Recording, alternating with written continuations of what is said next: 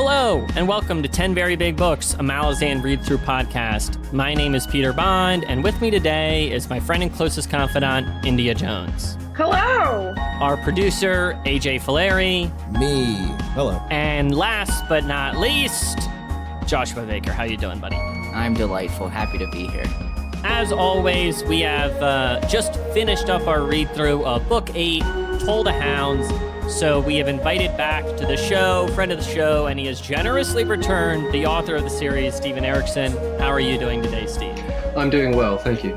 So we did it. We're crawling our way through. We finished Book 8, and let's just get things going. When people come up to you, do they talk about Book 8? Well, where does Book 8 fall? Do people talk to you about it? Do people, does it stand out?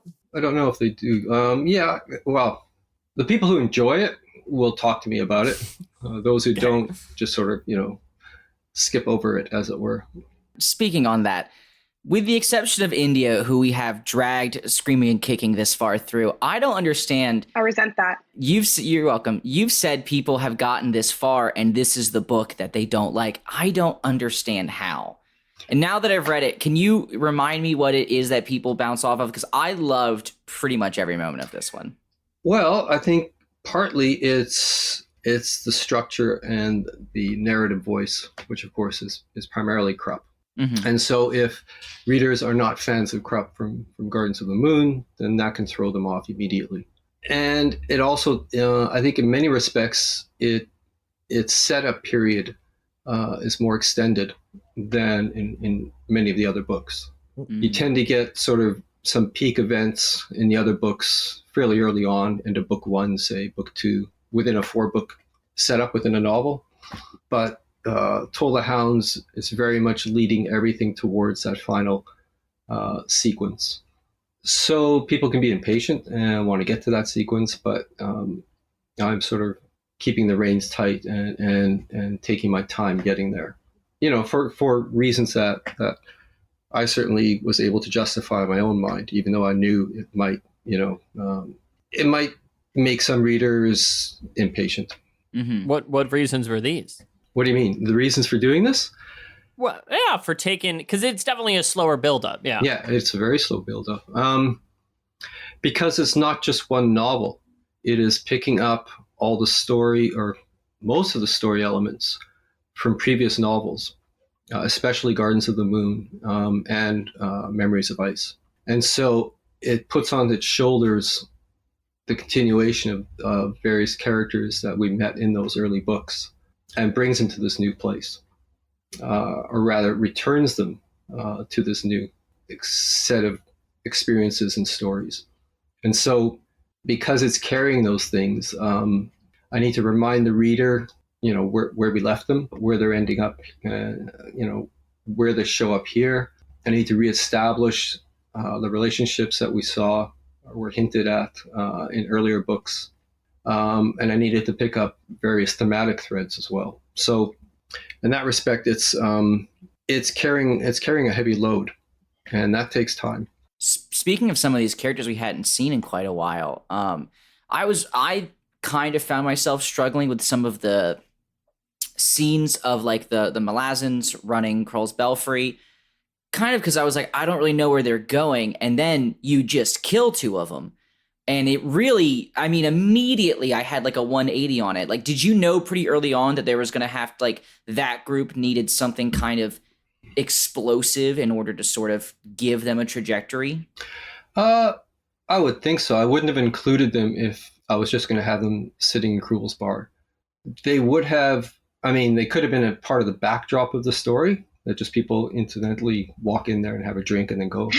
But no, there were things I'd left off with Picker, for example, that were crucial in this book. The torques or the braces she has, and then on her arms, the torques. So there were various things that needed to be drawn back up into the story. And so if I'm going to explore these characters, I'm going to look into the idea of what it actually means to have retired from military service and left twiddling your thumbs. And so basically, these characters trying to find some reason to continue living. And basically the external forces that then impact on them are what shake them awake again. But there are losses, obviously. Do you ever hear from like real world veterans on your portrayals of veterans in the series? Yeah. Do they think it's like pretty spot on? They seem to certainly say that. I think one of the most poignant letters I got was from a Gulf War veteran who quoted back to me something I'd written in, I think, Forge of Darkness. And it was disturbing at the time, and probably is still disturbing, because I think this individual is suicidal. And there's a section in Forge of Darkness where a veteran talks about returning to civilian life and discovering that there's no place for them in that life. And obviously this really connected with this one reader. At least for that letter, he seemed to have descended to the place that the narrator did in that particular novel, which was not a good place to end up. It's a sober reminder that the written word has efficacy, it has impact and power, and that the audience, the reader, is not a simple number, or is not homogenous in any fashion whatsoever. So that is it reminded me of just the impact that can occur when you're deep inside a character's point of view and in their persona, and you follow their lines of thinking and their feelings, regardless of whether you agree with them or not. You simply follow them, and they can take characters into places of emotional trauma, if you will. And then for me, I feel an obligation to somehow drag them back and pull them out. So when somebody sort of takes a quote from a novel and isolates it, then we don't get to see, and we just don't get to see the progression back out of that dark place. And that can happen. And there's really nothing as an author you can do about it. You can only hope that the reader continues through with the story to reach those points where a character's individual humanity is resurrected. It comes back to life, basically. So it's it sounds difficult. Oh, it's very difficult. It's very difficult. Yeah. You say you try and bring these characters back to humanity, but I'm curious what and you say that or you said in the past that you kind of just let the characters do what they're going to do, and you're just writing it. With a character like Chalice, who does in the end wind up taking her own life, what is that kind of, I don't want to say like method, but like what is like going through in terms of like story stuff in that point? Because it feels like and we talked about it a bit in the episode that it just came out today, of like her story seems to kind of mirror the larger like feelings of people in Darujistan, or certain people in Darujistan, and not Chalice specifically. So I'm just curious about like how you with a character like Chalice who ends up kind of succumbing to this hopelessness, like where does that I don't know, I guess how do you approach that? Well, Chalice's storyline is an inexorable continuation, what began in Gardens of the Moon. So it's closely tied in with Crocus, and Crocus's journey through, I guess, his emotional maturity and the loves that he experienced in between. So it's tied closely into Crocus, and then it's also tied into, I mean, everything's kind of connected, revolving around this particular thing. So there's Chalice, there's Apsalar, there's Murillo. I mean, it's all bound together. Yeah. So the best way to think about it for me anyways is to work backwards. And we take the last scene with Chalice, and it's set up early that she's got this crystal globe, this ornament. that she's holding in her hand when she leaps off. So, Mhm. I mean, there's a very, if you remember back to Gardens of the Moon, Chalice, I mean, the name itself is pretty on the nose. In that respect, it's an unattainable thing, and it becomes an unattainable thing for Crocus in Gardens of the Moon. But Crocus at that point is too young to actually do anything but objectify the object of his love, the subject of his love. So she then becomes this unreachable thing for Crocus.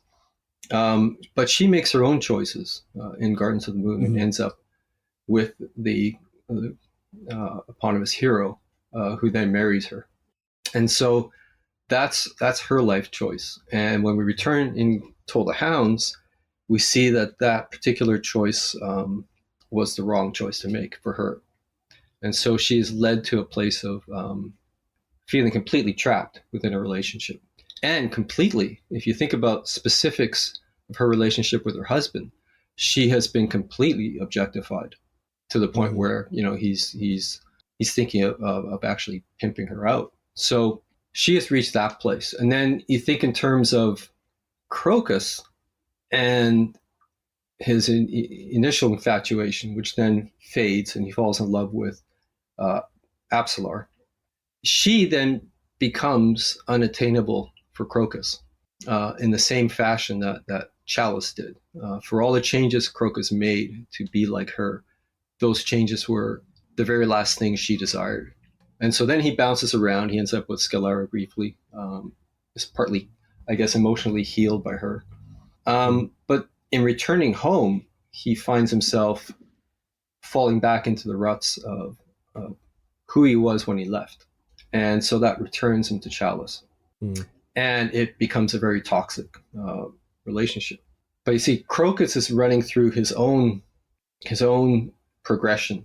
And so Crocus with Murillo, or rather Crocus with Chalice, is a mimicry of Murillo's life experiences. This is what Murillo did, basically. Right? He committed adultery. He did all these things, and this was his purpose. And so in parallel, you've got Murillo coming to the end of all of that. He's gotten too old for all that kind of stuff. And that leads him off in a different direction. But Crocus, in a sense, takes on Murillo's role. He replaces him. And then the next progression is Crocus becoming Cutter when he needs to. And so that progression takes Crocus to the role of Rallick Nom. And so there's a parallel between, if you think back of Gardens of the Moon, when Rallick Nom, all for the purposes of returning Cole to his rightful place, effectively assassinates Turbinor. It's not a duel in any fashion. And then you think of the scene where Cutter comes up to, what's his name? Gorlas or whatever. Gorlas. Yeah. Gorlas, yeah. And does precisely the same thing. It's not a duel. It's a flat out assassination. So at that point, my hope is that there's some little echo in the reader's mind that there was a scene in Gardens of the Moon where Rallick Nom faces off with Crocus and says, this is not the path you should be taking. And sure enough, I foreshadow in Toll the Hounds when Rallick Nom meets Crocus, I think just outside the Phoenix Inn, and is almost assassinated flat out. So that's the foreshadowing of where Crocus is heading. And so thematically, everything is sort of running in parallel. There's a kind of an echoing of everything from Gardens of the Moon, but also elements of Memories of Ice as well. So then we look at Chalice, and she's got this globe, and the globe is symbolic of the actual love, or rather, it's symbolic of Crocus's second relationship, his true love, which is with Apsalara. And the tie-in there is the whole story about the Gardens of the Moon, not the title, but the story of Gardens of the Moon. Yeah.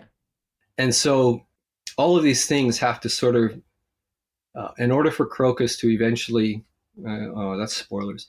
In order for Crocus to go where he's going to end up, that imagined perfect world that he is now encapsulated, like he thought of with Apsalar, is now encapsulated within the globe. And so when Chalice jumps, obviously be so on the nose that Chalice shatters, but the globe does.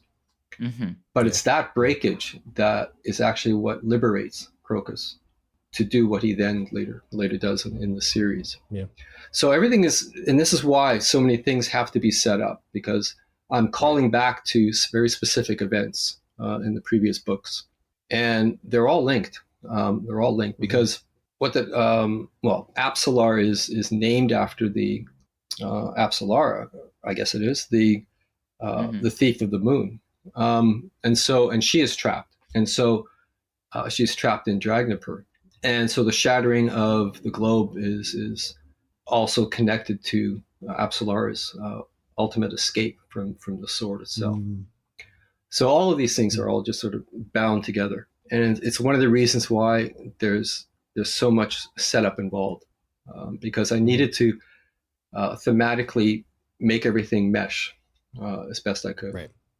Now it's a long explanation. Sorry about that. No, it's good. It's good.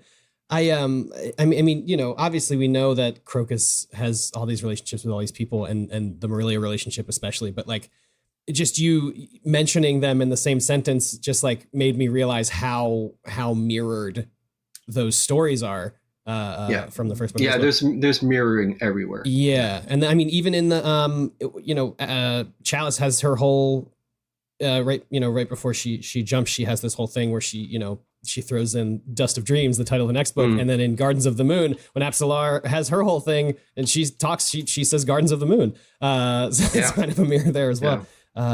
Just good stuff. So when you were saying earlier how we were coming back to the characters that we've been, that we had seen earlier, and some, I guess, readers were not as intrigued to learn all over again. However, I was, because I never learned the first time. So I really actually enjoyed Toll of the Hounds. I complained the whole way through. You will not get that by listening to the podcast. Really, you won't. But I actually, when I reflect, it's always after when I can reflect back and be like, okay, yeah, I liked that. And AP mentioned something that I hadn't really thought of. I don't know why, but how we're reading the book and dissecting it chapter by chapter. And so when we're reading, we're trying to figure out like what's happening rather than just digesting what we're reading. Yeah. You end up doing way more work than you have to, right? But don't you feel with your writing that you kind of like, there's something like you are questioning it the whole time. Well, at least I am. And I don't know if that's because of you or if that's because of how we read the book now. It depends when you're saying questioning it. What is it? Questioning where these characters are going, how many different, like, because there's so many different, like, predicting endings. But there's so many different endings that it's like you're never just predicting one. You're predicting multiple people's journeys throughout this entire world. Yeah. Well, can you predict nothing. The eventual fates of everybody you know? I'd be interested if you could, Inge. Yeah, it's a pretty skill. Maybe, I don't know. In other words, in the real world, I mean, that is how it is. You know, we can find ourselves in encounters, situations, conversations, meetings, whatever. And then we spend a lot of our time then rehashing those things in our mind just to make sense of, was that what really happened? Or did I read it right? You know, or all of these things, you know, where did that statement come from? What's it leading to, et cetera, et cetera. I mean, this is our daily engagement.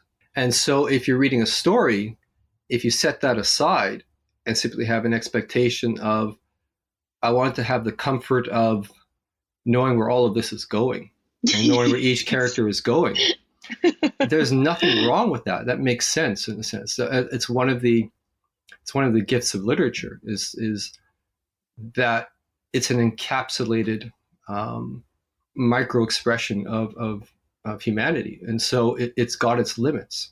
And as a writer, I'm aware of that, but I also fight against it all the time. I want to send those echoes and ripples out beyond the story and into the minds of the readers.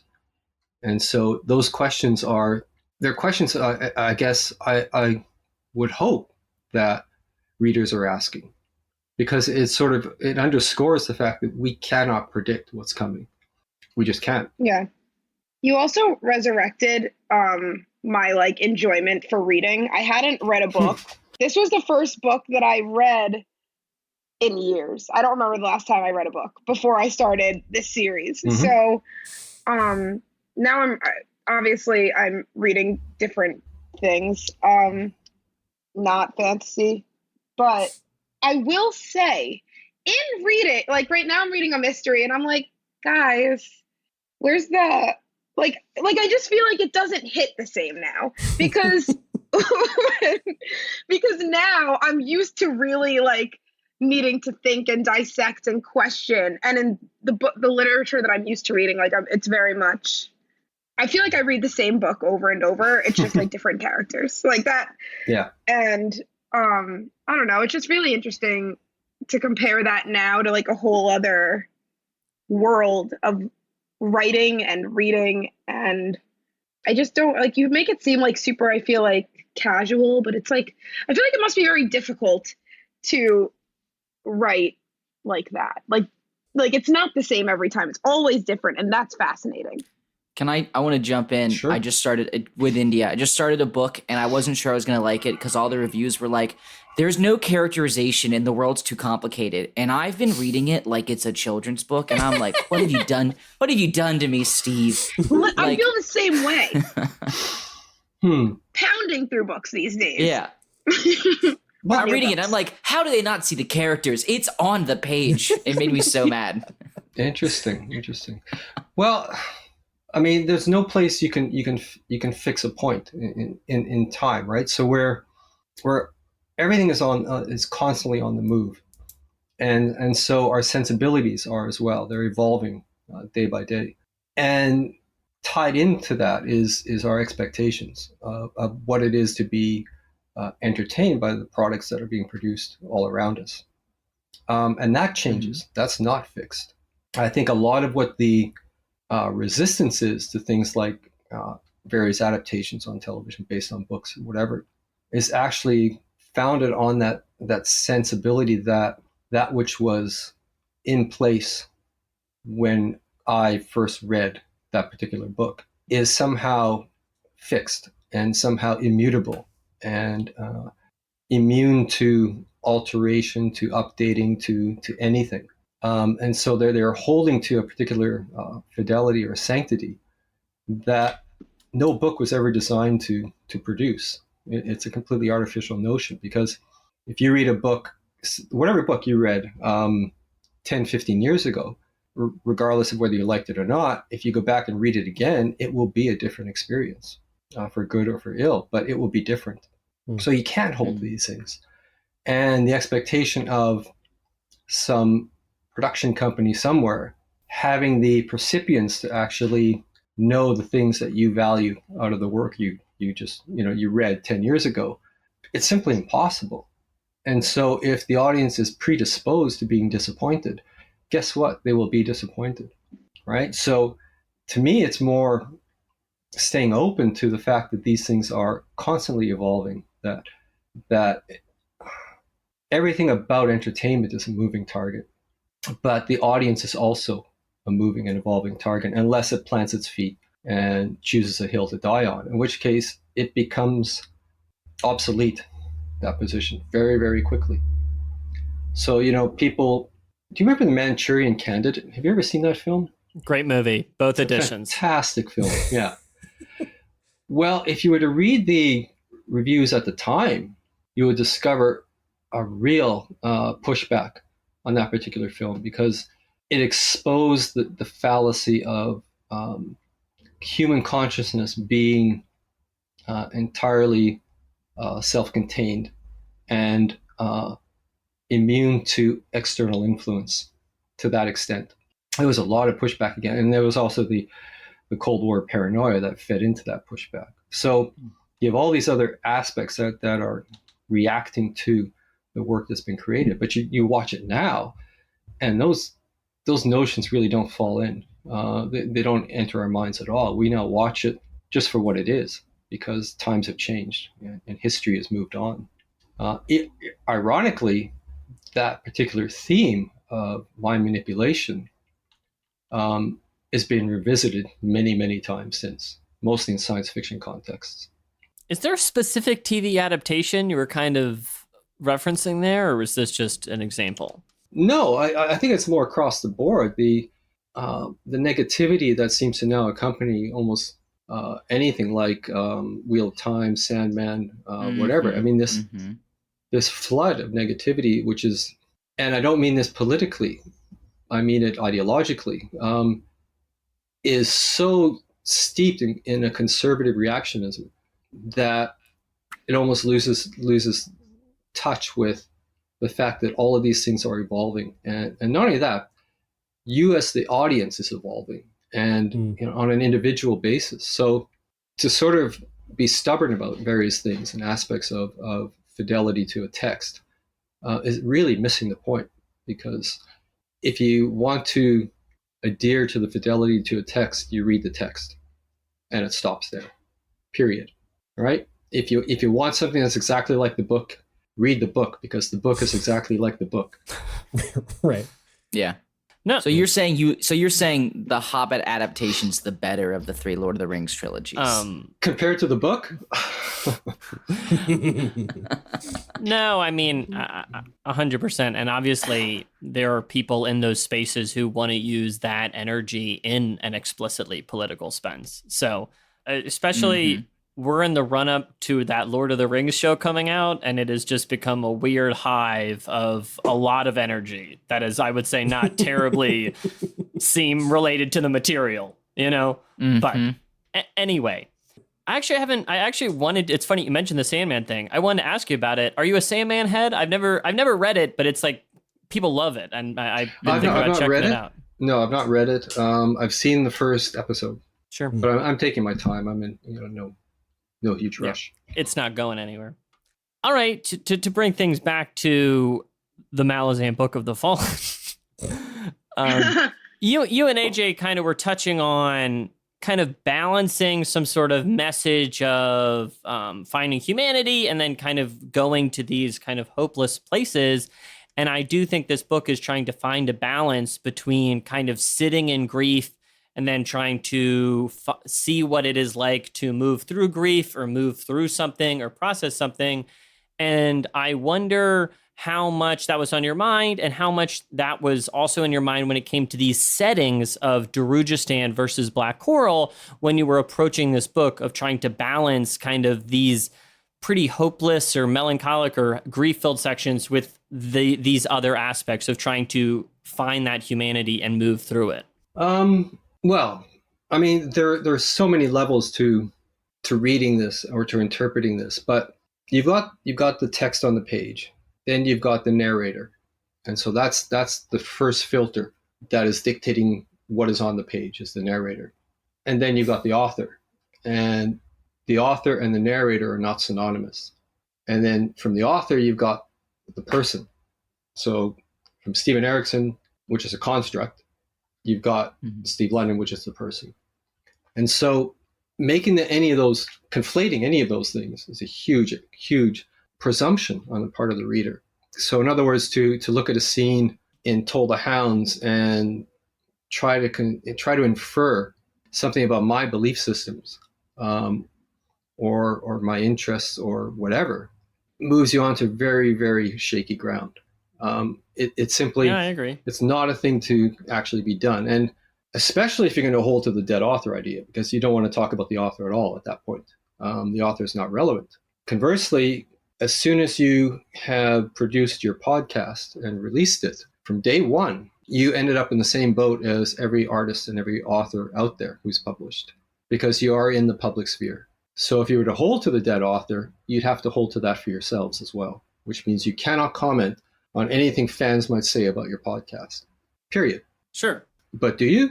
Yeah, I mean, we have a community. We have a community Discord that for this exact reason to do exactly. Yeah. So the authors, so the authors are not dead, right?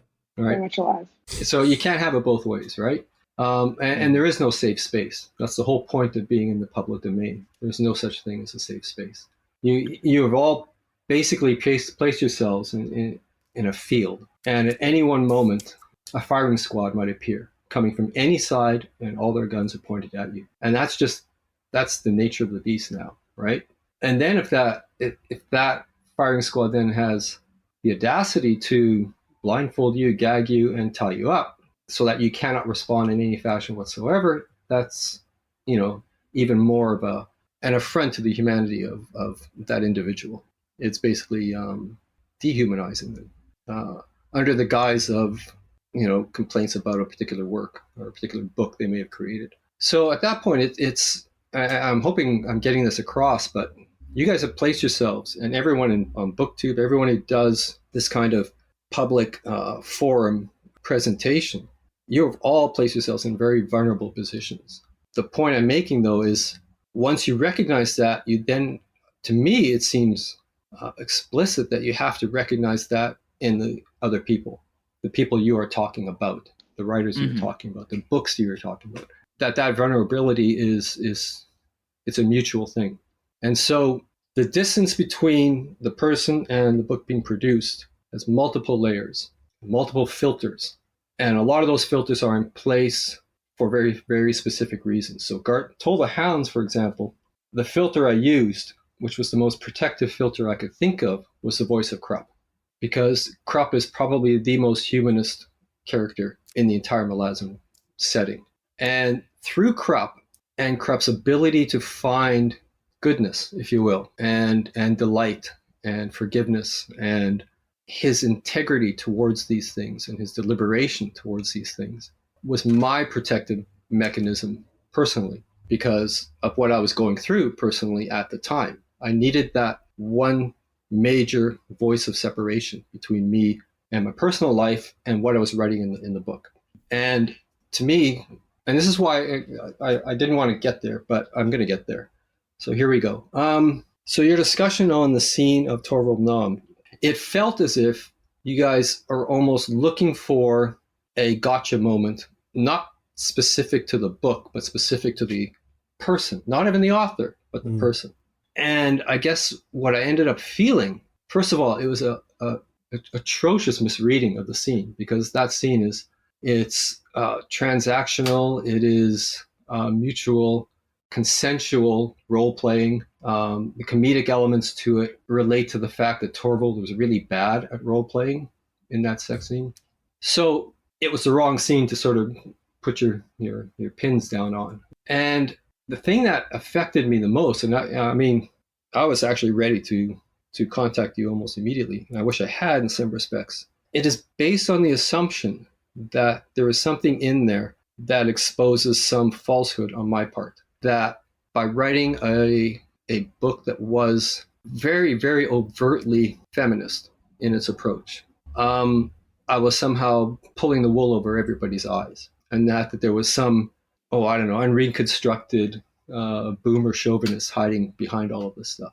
And of course, once you reach that level, it becomes personal, because you guys don't know my life, right? You don't know where I grew up. You don't know the things I experienced. And if I were to tell you that I remember very well the 60s, and the 70s were my teen years, and feminism was front and center. Feminism was on the streets. It was a very, very powerful vocal force demanding equality. That's what I grew up in. And from about 16 onwards, every girlfriend I had was a capital F feminist. The woman I married is not just a capital F feminist. She's a in-your-face, fuck you feminist, and not shy on her opinions. So the assumption then is, well, somehow I've fooled her for the last 35 years. It's just, it impugns not only me, but it impugns her as well. And so, yeah, I was pretty incensed with that. This series is not, it's not presenting something that is not conviction. The feminism in this series is conviction. It's what I grew up with. It's built into me. It's built into all my relationships. And yes, so if I'm feeling that I've been misread or that someone is looking at a book and trying to work out the psychology of me, yeah, I get rightly pissed off. And I think I have the validity to do so and to say so. So, if you're going to be looking for these scenes, that's somehow going to expose some sort of secret chauvinism on my part, good luck, because you're going to have to badly read the scenes in order to do it. So it's said. Yeah, no, I totally understand how you feel, Steve. I think you have every right to be upset. And I think something that can be difficult on the show is, especially since you have started to come on the show, and then we'll joke about Steve in this way of like, haha, our author friend who comes on the show. I think sometimes when we talk about the book, it can sound like we're talking about you or like my friend who wrote a thing, because we're kind of adopting these personas on the show, so to speak. But we were actually talking about some of this same material with AP, and I definitely think that obviously the book is different than you, and it would be kind of wrong to say the books is like this, Stephen, the person, is like this 1-to-1. I mean, it's just there's so many parts that break down this thing.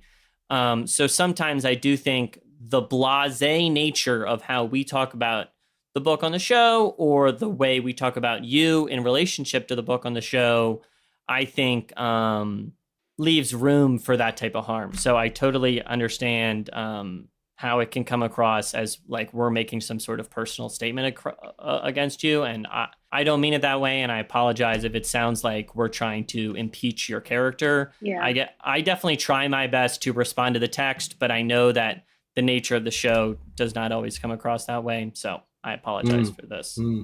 I do too. I definitely don't think you're a boomer chauvinist at all. I don't think any of us do. No.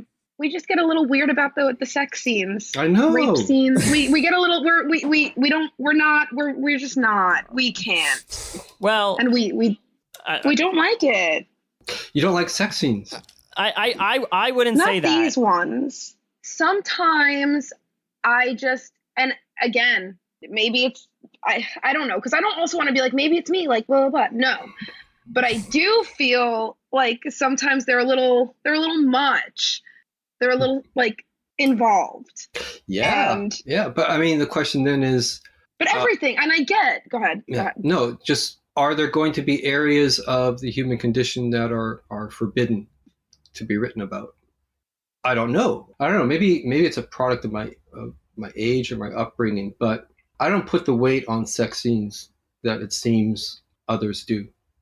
And Yeah. And when I'm writing them, quite often I'm going almost comedic more than anything else, because I don't think this is a huge confession, but there are huge elements of absurdity in sex, from experience. I can say this, and so there's, if you can't laugh, I mean, you're doomed, right? And so that often sort of slips its way through. But having said that, if I'm going to be exploring something like sexual assault, I mean, you guys have read 8 books now. You know that there is no ambiguity in what I am writing. And there is no, if anything, there is emotional detachment to what I am writing.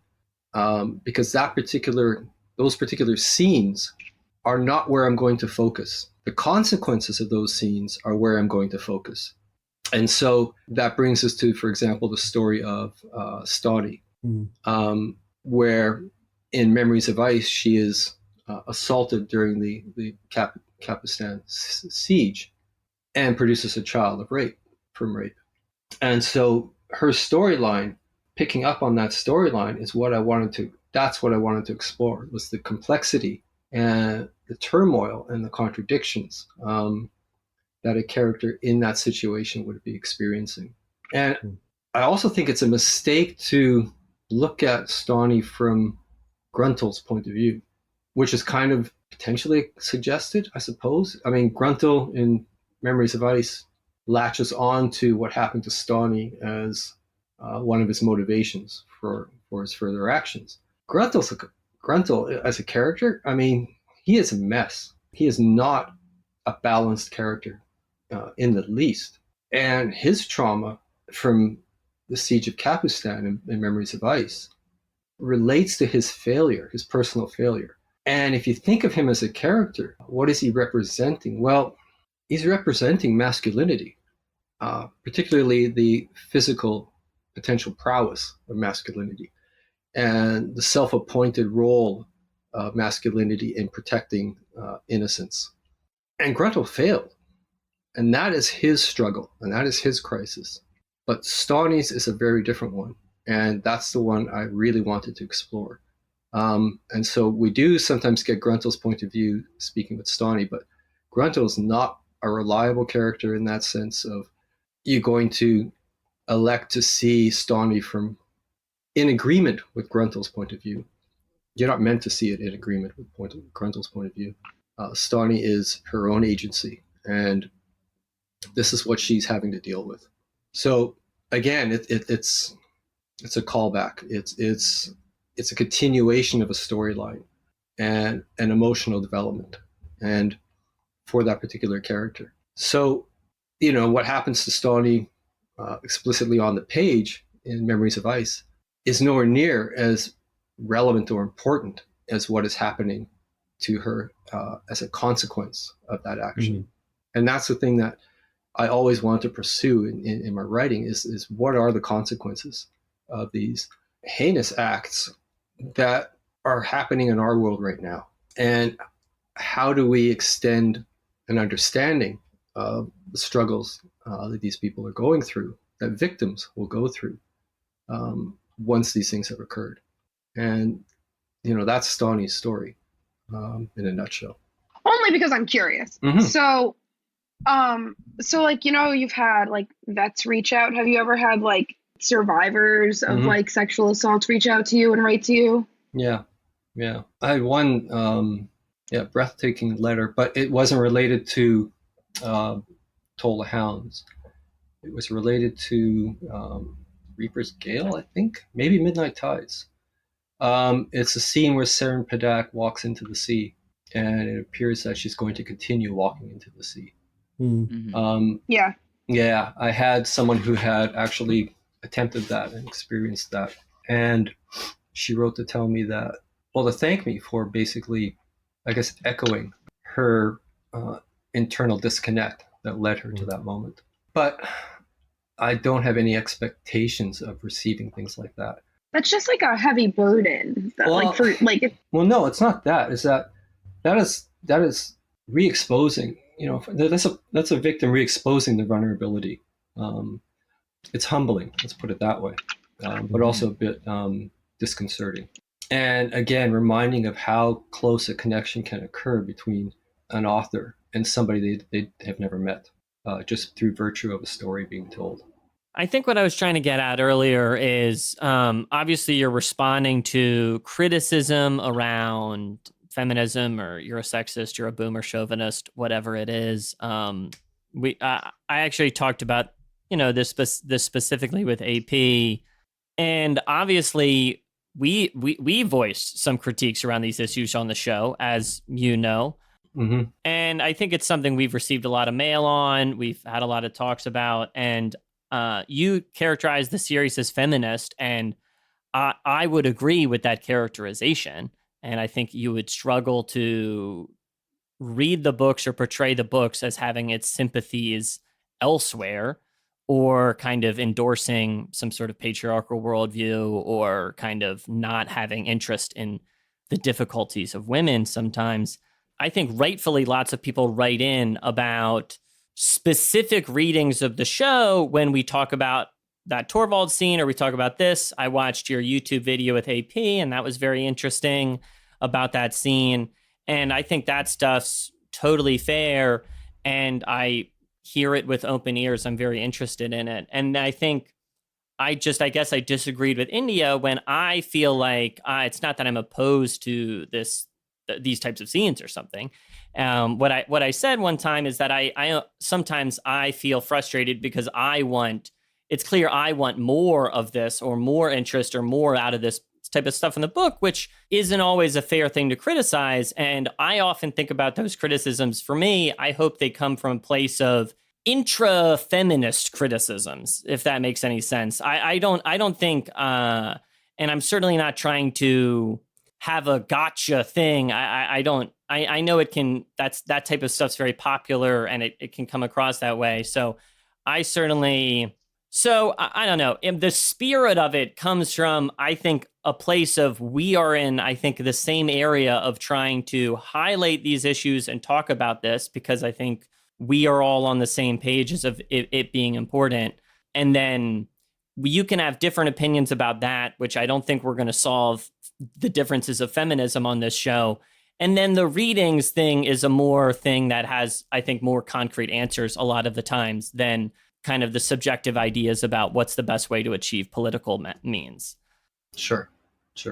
Yeah, it's kind of the founding premise of the Malazan universe, though, is to take one step past the struggle and make the assumption of the struggle having been won, or the struggle never having been necessary in the first place.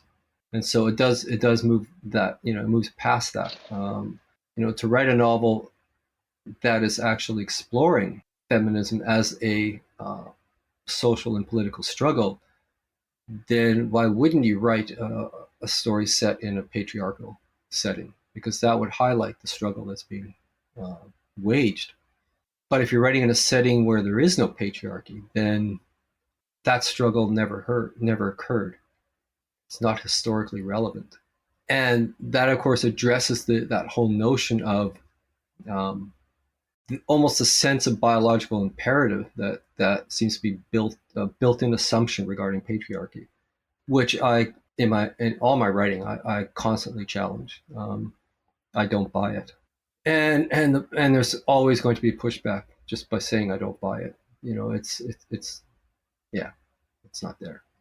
Yeah, well, there's going to be pushback, of course. Yeah, it's a social construct. Always has been. When I say always, I'm not going to pre-civilized, whatever you want to, if you want to view civilization as beginning with agriculture and surplus, fine. But there's no hard and fast biological rule that in any way justifies patriarchy, period. Yeah, no, I think we're in agreement about that. I don't know. Do you have anything else you want to bring up with this issue? I appreciate you bringing it up. I feel like a lot of the times it can be kind of the elephant in the room, so to speak, because obviously it's taboo to speak about this subject a lot of the times in our culture. Yeah, North American culture. Yeah. Europeans a little bit more relaxed, interestingly enough. We're very puritanical here. Oh, yeah, Canada too. Yeah, absolutely. Hello, everybody. Producer AJ here, and it is autumn. Thank you so much for listening to this episode of the podcast. And of course, extra special thank you to Steve for coming on the show once again. I'll get through the rest of the credits quickly, but I just wanted to let you all know that our podcast is now officially on YouTube. Mostly it's just static videos of the show you're listening to right now, but we've gotten feedback in the past that some people prefer to listen on YouTube instead of your traditional podcatcher. So we've done that. Also on our YouTube, we have been doing bi-weekly videos talking about the new Lord of the Rings series, Rings of Power. So if you're interested in any of that stuff, head on over to youtube.com/10verybigbooks. And of course, that link will be in the show notes. If you'd like to give us your thoughts or feelings about this or any of our episodes, you can always email us 10verybigbooks@gmail.com, tweet us at 10verybigbooks, or you can head on over to our Discord, bit.ly/VBB-Discord.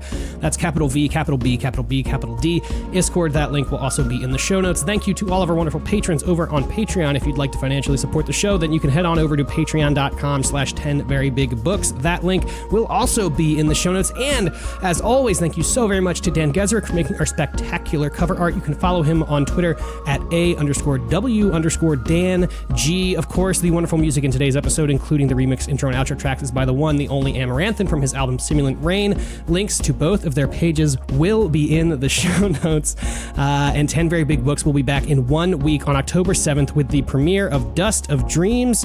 We will be talking about the prologue and chapters 1, 2, and 3. It's a hefty chunk, so get to reading. But for now, let's get back to our conversation with Steven Erikson, and thank you so much for listening. Okay, well, let me do a survey here. Did you enjoy the novel? Oh, it's my favorite one of the it's my favorite one of the books. So, yeah, it's incredible. India? Yes. Yes. I did. Okay. We can give you our listing, I guess, at the end. This one definitely is not my favorite. I think Midnight Tides is still my favorite. Hmm. No, wasn't it Midnight Tides? No, Memories of Ice. Memories That's my of Ice. favorite. Memories of Ice, my favorite. But yeah, this one was, I didn't hate it, and I don't get why anybody could hate it. I don't think it's like hateable. I just, they're big and they're confusing.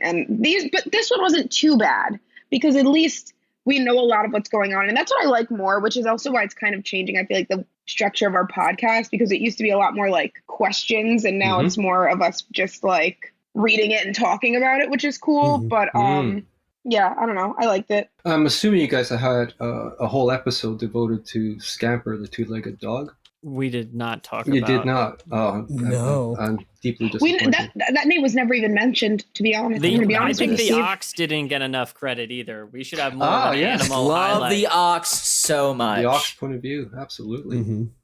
It's very good. There are a lot of animals. You could do a kind of YA Malazan animal thing if you want, you know? Well, I mean, the opening of the novel I'm writing right now, which is No Life Forsaken, the second Karsa trilogy, the Witness trilogy, opens a whole scene with the point of view of a drunk, or rather, an alcoholic mule. So Nice. there you go. Nice.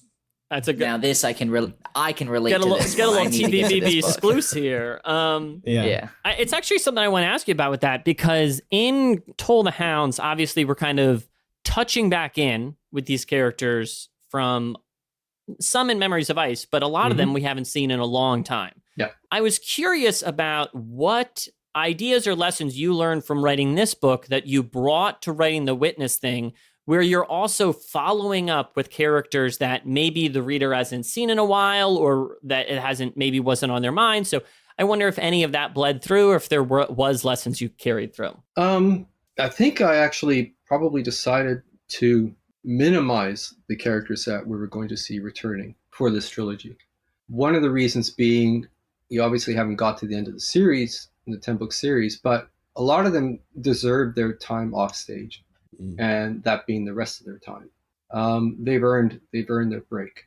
And besides, in terms of thinking about the legacy, not just of Karsa, but of everything that happened in the 10-book series, which is what I'm writing about in this new trilogy, a lot of that legacy is almost cultural on scale. So it's not individuals returning, it's the things that those individuals did, which may or may not be known by the characters in the present book, but have had a lasting effect, a lasting impact on shaping the present that is there in that I'm exploring in the Witness trilogy.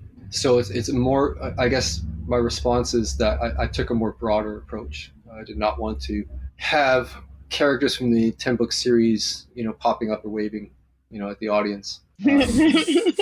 Just for the sake of them doing it. So, yeah, I mean, there's a different context too, with it being kind of a separate series following up than kind of being within the same series. So makes sense.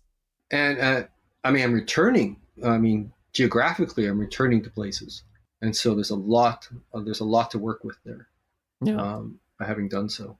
I mean, I guess as long as we're talking about characters being reintroduced, I did not expect Icarium to be in this book because he did die. Or sorry, Itkovian. My bad. All right. I did not expect Itkovian to be in this book because he was dead. And so to have him come back as this, ascendant or pseudo god or whatever, was I think a really interesting choice. And I think where his message ends up of being, redemption comes from within or whatever, and then it's up to you to kind of work to be better outwardly after that point, I think is really interesting. How much of, like, thinking back to writing Itkovian in Memories of Ice, did you know he was going to come back as this sort of angel of redemption in this book? Well, possibly not. I think I brought Itkovian back into the story because I was seeing a lot of people were, this is years ago, but they were doing it. They were posting the quotes from Itkovian regarding compassion given freely. And that's the thing that was sort of central to Itkovian's premise for Memories of Ice. But the quote is highly problematic. Mm. And it seemed that the quote was being it wasn't the right place to end up, if that makes any sense. So I needed to return to it and say, well, this is the consequence of this particular belief system on Kovian's part. It's not pretty. That at some point, one has to be selective in their fullest expression of their compassion. They can be limited in compassion to all things, but they have to be selective in their fullest expression of compassion. Otherwise, they reach an extent of vulnerability that is unsustainable and corruptible. So I needed to return to him and elaborate and explore the consequences of that particular quote. Yeah, kind of ask the next question, so to speak. Yeah. I think that's so interesting to kind of have to elaborate farther on a character. And you've said that, and I think in our first conversation, and it's everywhere online, of you saying that this is a cipher for the series and stuff like that. And there's obviously a whole lot of looking back at where the series has been, and I assume where the series is going to end up, along similar lines of this, Idkovian said this thing, but maybe that's not necessarily all there is to it. Did you feel like you were kind of back in your Iowa's Writer Workshop days of doing peer analysis, but on your own works? No, I'm far more ruthless on my own works than I ever was at Iowa. Sure. Not entirely. It's that there are no simple answers to the themes I was exploring, and so if I had a sense that like the Kovian example was sort of a sense that, okay, you took the quote out, as readers, you're perfectly allowed to do that, but it really doesn't stop there. That conversation needs to be continued, and in many respects, the reason why it's a 10-book series is that all of those conversations needed to be continued. Sure. And so that's one of the reasons why I would, create echoes of previous things, just to do a callback. And the advantage of that is that it sews up the story in a much tighter weave than if I were venturing off into brand new territory with each novel. Potentially it could have gone almost infinitely in terms of directions, but because I was exploring very specific themes, I was not going to expand beyond those. And so I'll revisit and revisit and revisit. And my entire writing career may be, at the end of the day, described in that fashion. I will revisit things over and over again because I don't have the answers. And so I'm just there I'm exploring. I'm trying to see the facets and ramifications, and recognizing that who I am now is not who I was. And that itself establishes a kind of temporal dialogue where I'm speaking, I guess, not even in conversation, more like call and response, but I have no control over the call because it's already done. It's already written, but I can respond. I mean, I'm not an author or in the space at all, really, but I have to imagine not a lot of authors get the chance to kind of be in dialogue with themselves in this way, let alone within the same series. So that's got to be with Cam. Yeah. Sure. Yeah. Of course. Yeah. Yeah. So that's got to be, I don't know. I have to imagine that's kind of neat to be able to do that. No, I think it's a general condition of authors that they are in dialogue with their past works. Even if some of those works never saw the light of day and were never published, they're still there. They exist. And they're still sort of highlighting the personal obsessions of that particular author. And they will revisit that, potentially for the rest of their lives in some form or another. I think that's pretty much true across the board. Yeah. But I'm sure it must be trivia. I mean, you write these books 20 years ago, you game this stuff 30, 40 years ago or whatever. So, I mean, it's like a long tail for you on this. So, yeah. Favorite scenes, least favorite scenes. Oh, goodness. I want to reread. I'm gonna go first, AJ. Yes. I want to reread all of the shit in Dragnapur because it's so weird and wild, and I feel like important, but also I have no idea what happened. So, right, okay. Well, I do think it is very. It's not very tactile. I don't know. Maybe that's a way to describe it. A lot of metaphysics involved. That's in there, that's what I'm getting at. Yeah. Yeah, I feel like I need to know how like light works and stuff. It feels pretty Break important down in this part of the particle by series. particle. Yeah. But I think especially the ending when like there's that whole conversation between the godling and the person whose name I have for Kataspala, maybe? Kataspala. No. It was that Or that whole Ditch. conversation was I'm sorry, I'm thinking of Ditch actually. That whole conversation was insane. But also like I was busy that week and I was reading like 6 hours before the podcast or whatever. So I really want to go back and reread all that. It was so interesting. I mentioned AP. I feel like my every time I've reread the book, the Namander stuff has really hit differently and kind of grown differently. So it's been very interesting to revisit that, and I look forward to rereading it next time. You know. Yeah, I mean, there's been I think it was AP maybe. Somebody did a. I'm now pro Namander. I'm a Namander stan now. Just getting it out there. The Namander's story is Anomander's story. Mm.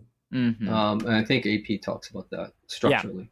Yeah. And that's very much the case. And yet, interestingly, it was this novel that kicked open the doors on the whole Carcanis trilogy. I had a question written down about that, which is, I know my understanding is that at this point writing this book, you were aware that you were going to write the Carcanis books, and I wonder how that impacted. No, I became aware. You became aware. I see. How did that impact how you were approaching it? Was there stuff you knew you wanted to lay the groundwork for, or stuff you specifically didn't want to put in the book? You know? No, I mean, the scenes I did, there are flashbacks, aren't there? Yeah, there's a few flashbacks. Yeah, and just Salan. Yeah. Those scenes are for Toll the Hounds. They have their purpose there. The real linkage between the Namander story, or actually the Black Coral story, and the Darujhistan story, is found in the board game that they are playing in Black Coral. Kreb Tafar, I believe. Kef Tanar. All right, I was close. Kef Tanar. And it's basically saying that we're looking at this board game being played out in Black Coral on this, on a table in a tavern. But what Krupp is doing is he's playing the game out in the entire city of Darujhistan, and all the new players, all the new pieces coming onto the board. And this is why it's Krupp's story, even though Krupp wasn't there for Black Coral. He doesn't have to be there for Black Coral because that may never have happened in Black Coral, but it happens in the story because Krupp needs it to happen in order to make sense structurally of what he is doing in the convergence in Darujhistan. So there's all that kind of stuff playing out. But what I found was when I did the flashbacks, the setting of Carcanis just came alive in my mind, in my imagination, that I really have to go back here. This stuff's too interesting to leave alone. And so it was in the process of writing those scenes that created the gestation for the Carcanis trilogy. I have to tell you, I had no intentions of reading any of the other series within Malazan. But as I was reading through these End of Salon scenes, I mean, there was a lot of stuff I say on the podcast of like, I'm just like, I kind of like glaze over and don't really fully understand what's going on. But I have to say, coming out at the end of the book, I'm like, man, I just want to read more about Carcanis. So good job. If only there was a place. You've successfully marketed. Yeah. So how do people like Hood's arrival? Fucking 10 out of 10. So good. It was pretty sick. We've talked a lot about absolute sheer comedy gold of Kid going, I've reconsidered, or whatever that line is. So good. Yeah. I was surprised in our Discord, there was a lot of discussion about what people thought that line specifically meant. That's where that's where and I had read it as a joke, like completely of him being like, oh, maybe not. But there were a lot of people in our Discord, and I assume elsewhere online, who were like really digging into that line. Well, they're certainly welcome to. I'm not going to give any answers. It's much more fun to have it just sort of sit there. As a half sentence.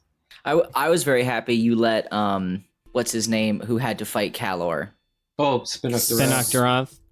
I'm really happy you let him live. That's not really your brand typically, but it was a nice moment. You did then slaughter Korlat's brother pretty ruthlessly, but it happens. Happens. Yeah, life for a life there. Well, I needed Kalor sitting in that bar outside the city for that final scene with him.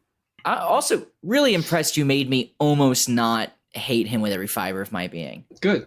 I still hate him, but now I'm more conflicted about it, which is shocking to me because I've hated him for 5 straight books. Right. So you hate him with only a few fibers of your being. Still most of them. Yeah. Yeah, but there's a few that are unsure now. Steve, you'd said you started watching the Sandman adaptation. Anything else that you've been watching lately? With the media consumption list. It's one of the things I'm in a sort of high level writing mode at the moment. Ooh, so, really churning it out. Yeah, it's really it's all coming out. So that tends to sort of leave me with limited faculties to engage in something. I'm just trying to think right now what I was watching. Sure. I remember seeing Irresistible on Netflix. That was I think Jon Stewart wrote and directed that one. It was a lot of fun. Yeah, it's interesting. Did you watch Stranger Things? Yeah, I did. Yeah. There you go. Actually, I'm going to bring us back really quick. Sorry, AJ. This is going to be... No, that's fine. No, India bringing us back. India wants to talk about the book. Let's go. Yeah, okay. Well, now you're setting us up for something exciting that's really, it's not at all. It's about how much I hate Cotillion and Shadow Thrones conversations, and I, for the life of me, can never understand what they're talking about. You don't have to. Their conversations... they're actually more relevant for the end of the book and the entire overarching storyline. Although they are discussing Traveler, aren't they? In a fairly, I think, oblique fashion. Yeah. So they're actually they are part of this particular conspiracy, but it's only one phase in their grand scheme. So they would tell you, anyways. Yeah, it's before you ask, like, what are our favorites and least favorites, and every part of them was my least favorite. And I know that one day it'll pay off, but I'm not going to remember what it's paying off about. So maybe I'll have to do a reread. However, I wouldn't sweat it. I mean, they're unreliable, both of them. Highly unreliable. I would say, absolutely. They're very talented on taking credit for random events, but sometimes they're not so random. Aj, did you have any favorite moment you wanted to share?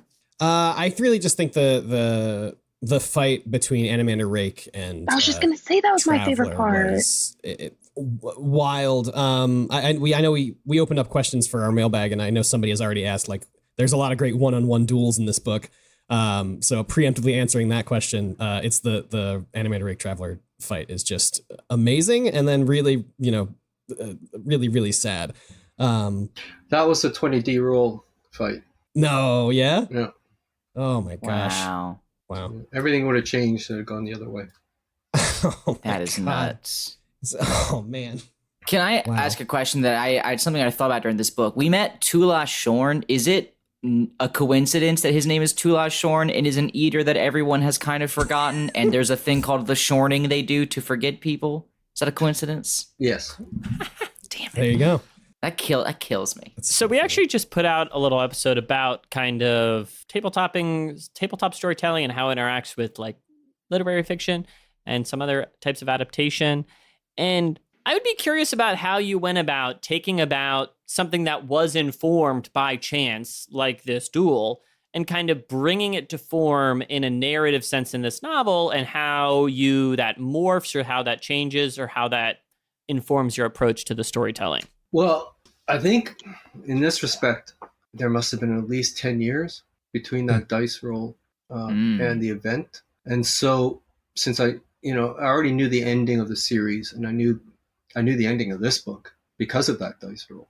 So I could structure and build everything in the proper direction so that it made sense within the story, within the world. It all made sense. So, but if you're to say, role-playing scene that you played out last week, and then to try to turn it into, something within a novel, I don't know how well that would work. Sure. I think you need the time. You needed those years in a way. You need the years, and you also need I think you need the years in order to make the mental transition from gaming into writing fiction. You need time and space because they're two very, very different things. Mm-hmm. Have you ever read AP's dissertation on the influence of RPGs on fantasy novels? I have. He was telling us about it today. It sounded interesting. Really? Yeah, I've read it. Is it? I want to get it. So I want to interesting. message him about it. Sorry, India? It did sound interesting, but I don't know if I would have ever read that. But interesting idea. Anything else you guys wanted to get at? Malazan wise. Do you want to go off Malazan? You were the one who roped us back in. Just had to get in there. I just had to get in that last comment. All right. What do you have not book-wise? Well, what's been going on? What's new? What's been going on? I have been writing. I've been writing and writing. Is this for Witness or is this for the Carcana stuff? Yeah. No, it's no life for Satan, for sure. Now, is it work? Does this feel like work to you when you're writing? Well, actually, does this right now? Is this work for are you? What do you consider downtime? Because writing, how is that downtime for you? It can't be, or can it? Sure. I think writing is definitely downtime. Especially if you've been doing it long enough that the craft elements are things you don't really have to sweat over. They'll work themselves out. And so it's downtime in the sense that when I sit down in the cafe to write, everything else disappears. Every, real life domestic situation, everything I don't know, accounting, preparing your taxes, it all vanishes. In a sense, it's the closest I can get to what life would be like if I was living in a tribe in the Amazon that had never had contact with the outside world, right? No taxes, no nations, a sense of freedom that is simply something most of us cannot experience and have not experienced in our lives. Because you move into a fictional world and it's yours. And in there, you can do as you please. And while there may be expectations, reader expectations don't come even close to what the author applies to her or himself. So, but that's a challenge that, every writer has to accept or they don't write. And sometimes I wonder if writer's block is actually that resistance to accepting that challenge. Maybe. That seems difficult. I don't really know how. I've never felt that way about literally anything in my life, ever. Have you always been that way? Yeah. My imagination has always been my place of refuge, my retreat. Did you write when you were in school? Did I write? No. I thought I drew and painted. I knew that. Yeah. Mm-hmm. Big into watercolors now. Are you? No, I thought you were. I thought that's what you told us, that you were drawing watercolors. No, I can't paint. I can't do anything with my hands that makes beautiful visions. Nothing. Yeah. No, I was. You can play music. So that's why I said visions. Can make music. I cannot draw. Yeah. Or any art. Well, you can, but if you're, I can practice. I'm bad at it. No, you're I just bad at it. If you're attempting to apply realism as your default mode of a good art, then that's true. Sure, you might be bad at that, but you know what? Realism's not all it's cracked up to be. So, not just artistically, but metaphysically as well.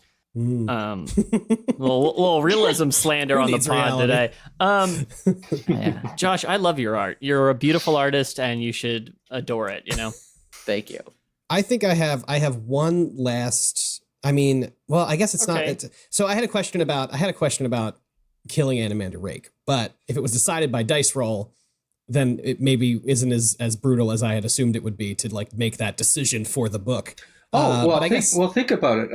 Every time preceding this, when I came to an Animator Rake scene in book after book, I already I know what's coming, right? Right. And that has an influence on how I shape those scenes. Right. There's no way around it. So I was carrying that inevitability all the way leading up, and it really comes to the fore in Toll the Hounds, the scenes in Carcanis that precede what's coming. Also, AJ, that makes it like you said, like, you know, the fact that it was side by dice roll would make it easier. That makes it harder. Every time one of my characters dies on it, like, just, you know, because that's what the dice like faded. Well, fucking kills me. No, yeah, but I was just I was talking more in terms of the book. Like, you know, there wasn't a moment where he decided like, oh, now Animander Rake dies. It was like he just said, from moment one, Animander Rake is going to die.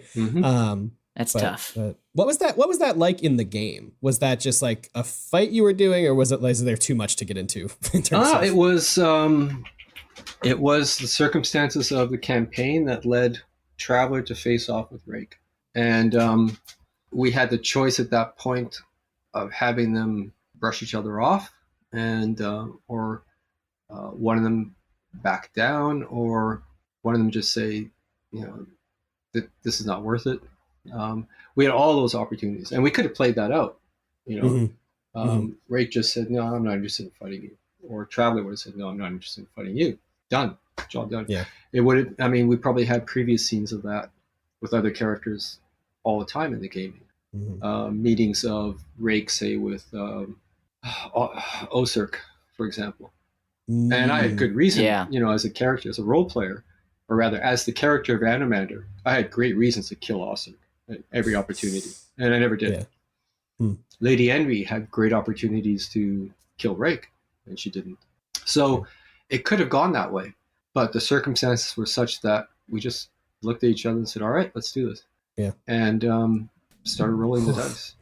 Yeah. Oof. And yeah, of course, it wasn't as much upsetting when he lost the dice or when he died, because then Cam had to describe how that played out. Right. And what shocked me was that he had it planned. So in other words, he knew that it was not going to just be Traveler running his sword through Rake, that it was going to be Dragnapur that was going to take Rake. Cam had that. I mean, he's devious, right? So he had that opportunity planned out, and that was the great thing about the gaming, is that we always had that ability to really surprise each other, and we carried that into the books. The idea that we want to surprise the reader. We don't want this to be predictable. We don't want you to know where it's going. We want to surprise you, because that's what we love the most in the gaming. So we went and did that, and yeah, I was completely initially, you know, shocked, upset at losing the character, but then massively intrigued, right? Yeah. Because he was going into the sword. This is like, that never happened. I knew nothing about what was inside the sword, because that was all of Cam stuff. There was never an instance where Ganos Paran got in there, or Absalar was in there, or Draconis. We never played any of that stuff, so I knew nothing of what was in the sword. Oh my god! That's so interesting. God, I could hear the wagon.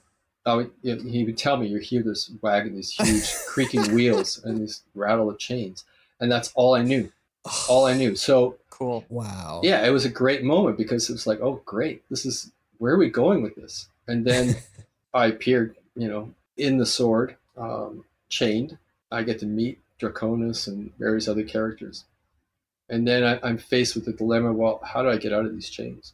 And that took the story, his story, in a very different direction from what's in the books. And maybe we'll get to that at some point, because it's very much related to fan reaction to various things between the books Cam and I were writing. It's very, very closely related to that, to leading up to a very heavy conversation between Cam and I at ICFA in Florida one year, that altered the course of certain events in the books. So, it was absolutely fascinating, and that was our source of entertainment, was these ending up in places you never expected to end up as characters, and then running with it. Well, thank you so much for coming on the show today, Steve, and sharing your feelings and your thoughts. As always, it's greatly appreciated. If you have any thoughts, you can always write in at 10verybig.books at gmail.com, or we're on Twitter. As always, Steve, thank you for coming on the show. Thank you, Josh, AJ, India, and next week we'll be starting Dust of Dreams. Woo! Wow. Are you going to have a conversation at the end of Dust of Dreams, or are you going to run straight into the Crippled God? We'll tell you this. You've asked a big question. We are not planning on having a conversation at the end of Dust of Dreams. I suspect the next time we'll talk will be after we are finished the series. July. Which No, I think that's a good choice. I think that's generally how we're going to approach these new books. So we'll talk more about that next season. So yeah. thanks again, everybody. I hope you have a great day.